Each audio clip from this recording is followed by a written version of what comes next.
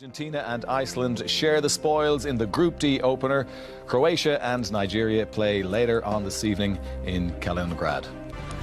And Didi, I know that's not the outcome that you were expecting, it's not the one you were predicting, but in many ways, have we to revisit the qualifying campaign and how well Iceland did, and that really it's possibly something we should have thought was on the cards. No, you can make a case that they deserved the point because they played with endeavour, they fought for each other, and when there was a hairy situation, they got blocks in and then the keeper made one or two saves. I think today you can say Iceland arrived on the world stage, and I think even in South America they would know where Iceland is, how many people live there. Yeah, they deserved that draw. They were magnificent from start to finish, the way they battled, the way they fought. In Argentina's case, I've got a feeling that 10 players on the pitch give the ball to Messi and say, go on, do something. And this is not how you win games, and this is certainly not the way you win championships. And they've got a lot of work to do. So I thought at the start, they've got a chance. Seeing this game, I'm not too sure how far they can go, because I think they may even have a job on their hands getting out of the group now, because in Croatia and Nigeria there's two other good teams. Yeah, that's a very interesting point, and we almost touched on it a little bit at half-time when we mentioned that Argentina are inclined to route everything through Lionel Messi. And the problem is Lionel Messi wasn't involved in all of their friendly internationals prior to the start of the World Cup. OK, when he did arrive on the scene, he scored a hat-trick and all was well in the camp. But it's very different when you come into the white-hot heat of competition and he hasn't been around, and they're trying to build the team around him. They make no secret about it. You can understand it to a degree, but then equally you have to know that the opposition are going to counteract that. And the way that Iceland set up is so impressive in terms of nullifying what Messi did. He was only 1v1 on probably a handful of occasions, and there was still a back four beyond that. Didn't get into dangerous areas. So that's when St. Pauli needs to step up, needs to have plan B. They lacked width. The build-up was very slow, it was predictable, and it was so reliant on Messi to produce the magic, and he simply wasn't quite at that level, combined with what Iceland were doing to nullify it. And also, Shay, for a team that may be aspiring to go deep into the competition and maybe even reach the final and win it, did Argentina look a little bit one-dimensional to you? Because I heard you comment a few times that they were so narrow, but they remained narrow for the entire game. Yeah, they didn't move the ball quick enough, as you say. They were trying to feed little balls to Aguero, and Messi was trying to get on little spaces. But to be fair to Iceland, they got probably 10, maybe even 11 players behind the ball at times, and it was so condensed in that middle part of the pitch. They had to get it wide. Move the back four, move the midfielder in front of them. They didn't move them at all. It was all little sort of intricate passes trying to, play through the space. You've got to give Iceland great credit. I mean, this is their debut in the World Cup finals, and they're coming away playing against Argentina with the likes of Messi and Aguero, and they've come away with a draw. And, you got to give them great credit for what they've done, and you can clearly see that the manager has set them up defensively. They're very, very hard to break down, Iceland. OK, let's recap on those first half goals. It all started pretty well with Aguero putting Argentina in front, Keith. Yeah, he was relatively quiet throughout the game, Sergio Aguero, but this is what he can do. The way he's able to manoeuvre this ball away from goal onto not his favoured left foot, orchestrate that type of effort right into the net past Halldórsson was a superb finish. Iceland replied very, very well. Magnussen backing up from left back. We mentioned at half-time, they do this really well, keep attacks alive after alive. Finn Bogason backs up play. He actually pulls into an area trying to create a bit of space, not content with that, backs up well, first to react, and it's a really composed finish to get them back on even terms, and they deserved it. Yeah, and they showed many times during the first half that they were a threat going forward, Shay, when they did have possession on those rare occasions. But also you've pulled out a few examples of their shape and how that helped them defensively.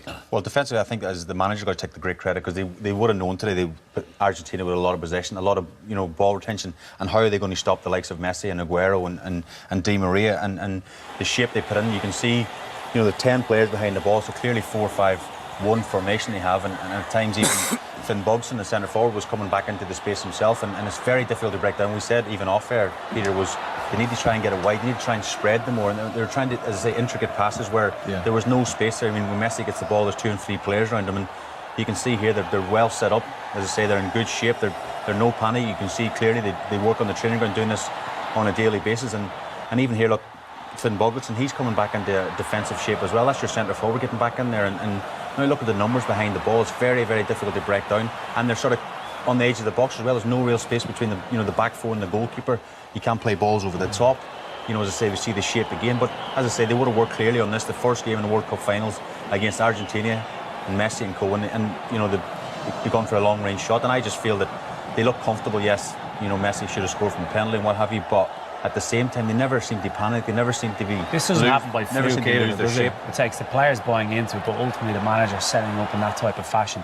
They are so difficult to play against. Isn't that the key for an international manager who doesn't have an awful lot of time to spend with his squad, unlike a club manager, for instance, to get his players, get them organised, get everybody singing off the same hymn sheet, everybody knowing what to do, and despite having no possession, as Iceland did, not no possession, but very little possession, Iceland showed you can get very good results. You have to identify what you've got in your armoury, and they don't have outstandingly talented players. Sigurdsson is the one, but Sigurdsson has to get the ball in the final third. How often do they get there? Yeah.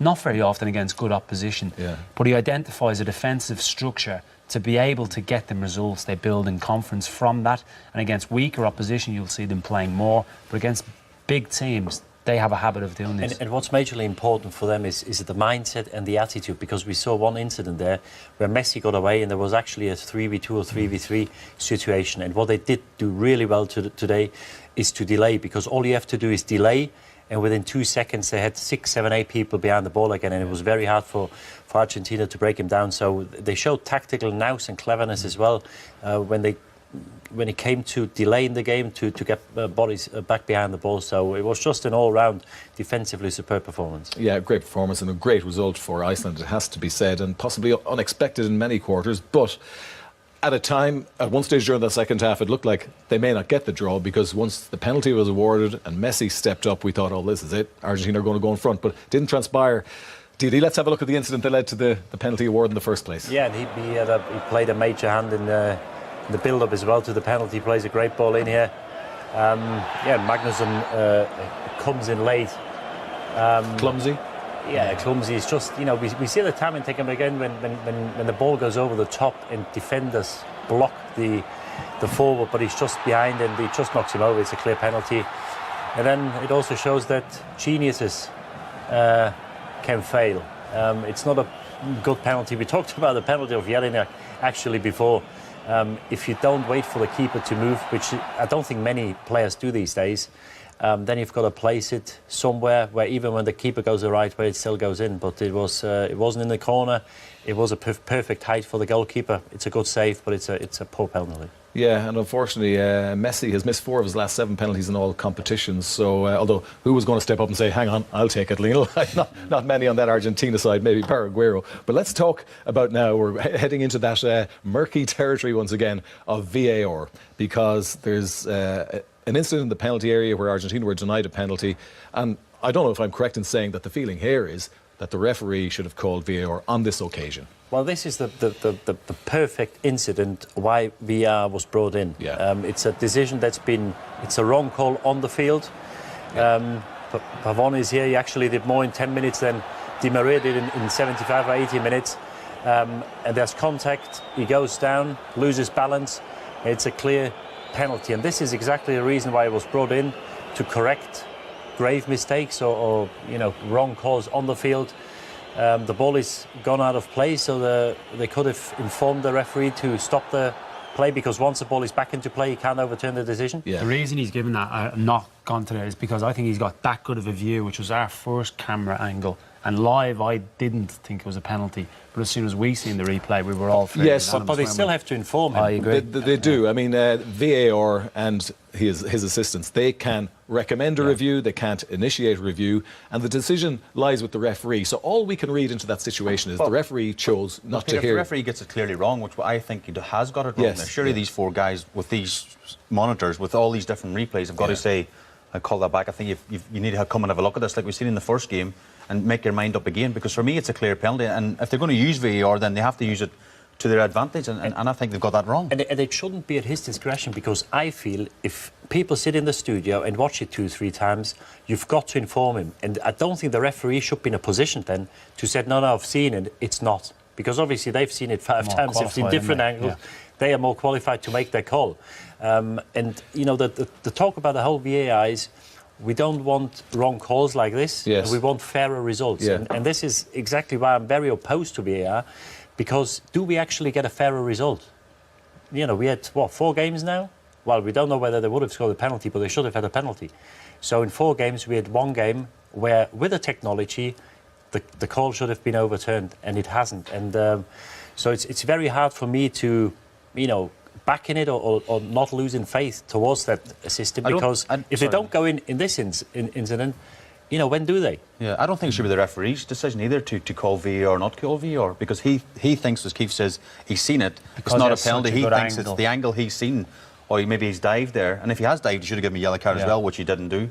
But I think somebody else, the guys in the truck or whatever, should say, you've got that wrong. It's our decision to tell the referee, come and have a look at this, because the ball's out of play, Peter. They have the time to go and look at it. It takes, 60 seconds? The other view might be that those in the truck agreed with the referee's decision, having done their own check. They can do a check, they can recommend a review if they feel a review is necessary, but they may not have recommended a review.